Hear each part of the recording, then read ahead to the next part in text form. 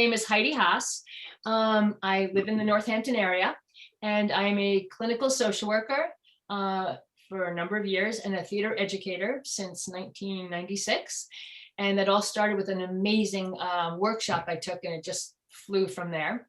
So I do a lot of therapy with children and teens, obviously virtual now.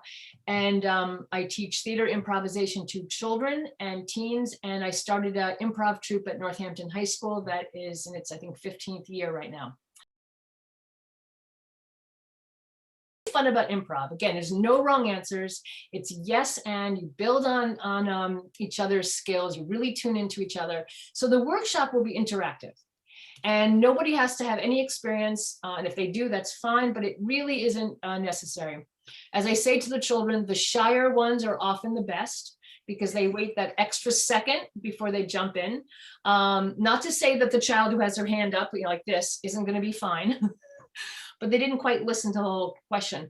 And so what the teachers and educators are going to walk away with is an actual list of games, and having had the experience of playing them to see how they work, and how they can not just work, with their groups, freestyle, like, just with improv games. But I have this wonderful book. I don't know if you know this book.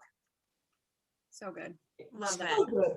So I thought this would be a really fun book to use as a jumping off point. That as what I've done over the years with different groups of kids is that if they're using a book in school or reading a book, then we can play off that and use improv games with that. Obviously, with this age group, especially during the pandemic, with any age group, we want to get them up and about. So there's a lot of movement. And again, a lot of group work, so that people don't have to feel like they're the only one out there by themselves. Well, great question. It's amazing, especially for anxious kids. Sad kids too, and especially during this pandemic, I'm doing Zoom improv. It's hilarious. And I have parents emailing me, thanking me that their kids have something to look forward to. They've been sitting all day on Zoom, but they get very excited to come to class because they see kids their age to play with. And kids, the 5th through 8th grade groups stay after I leave with a parent supervising, and they stay on for another hour and a half just playing. Wow. So that, and parents have said that it increases confidence, which ordinarily improv does. It can really increase your confidence, your self-esteem.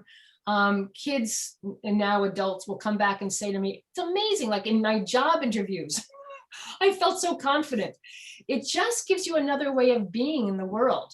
What's really important about improv is that all kids can participate. Mm-hmm. This is not just about a certain group. All kids from all different kinds of backgrounds and learning styles and emotional styles. So that, as one child said recently on a video I was watching about improv, it's like swimming.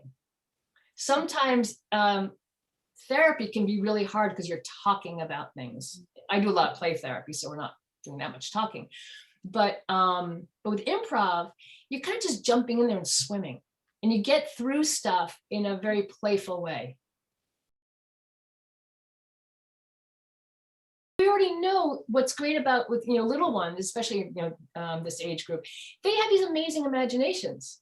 We just want to capitalize on them. So when I say to kids, I don't want to hear about, video games or, cartoons. Those people, somebody else had that imagination. I want to know about your imagination.